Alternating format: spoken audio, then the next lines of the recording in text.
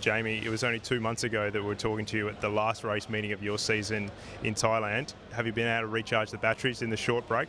It's gone quick, hasn't it? 2 months, bang. Yeah, absolutely. Yeah, I've got a good opportunity to get away, recharge the batteries, get away. Although I love motorsport, get away from it for a little bit and do some other stuff. Spent pretty much the whole time on the Murray River doing a bit of wakeboarding and really just chilling out.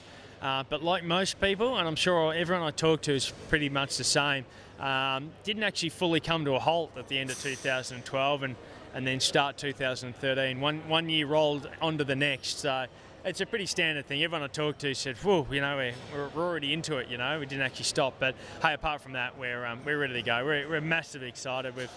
We've hit the reset button and we're good for another year. You turned 30 over the break as well. Are we not meant to bring that up, or what's the go? Does that mean I'm old? I still feel young, but yeah, hey, hit 30 just a week ago on the 6th of Feb. So it's not something you can't really control, can you? Another year. Hopefully my best years are still to come, which if you look at touring car racing around the world, you know, a lot of the guys peak in their early 30s. So hopefully I've still got an opportunity to. Hopefully my peak's still yet to come. So track testing restarted earlier this week. Your first real steer of the VF on a proper circuit. What do you think? I enjoyed it. You know, the testing we did at the end of last year was interrupted in a test car. It was a very good car, but it was a test car.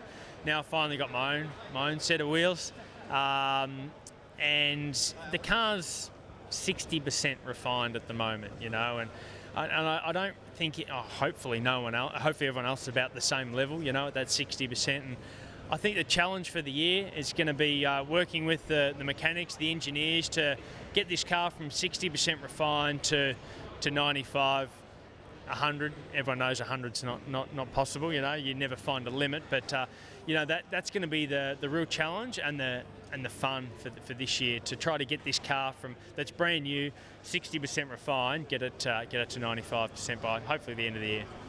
You mentioned working with your engineers and mechanics there. I guess we're seeing all this change on the outside and change in the tech regs, but is it important that your key group of guys are the same year on year? I think so. One, because they're good blokes, and two, because they're very, very good at what they do, you know. So the cool thing is we're going to, you know, those guys have got crazy personalities, you know. It's generally Lounsey and I that are talking to you guys, but this crazy personality back at the workshop. And if you get the opportunity, just type in Harlem Shake version 888 into YouTube and you'll get a bit of an example of what the crew is all about. Back to the more serious stuff. The car of the future running, the limited running you have done, it's all been at QR, so you must be looking forward to trying it out on a bit more flowing aero circuit like Sydney Motorsport Park.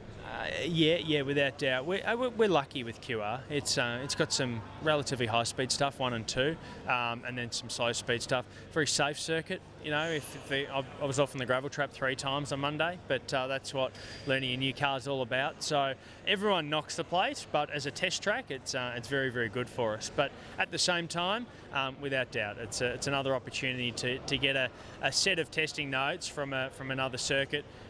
But the biggest thing is an opportunity for our Sydney crowd to come out and check out all the new cars for the first time. So I like the concept.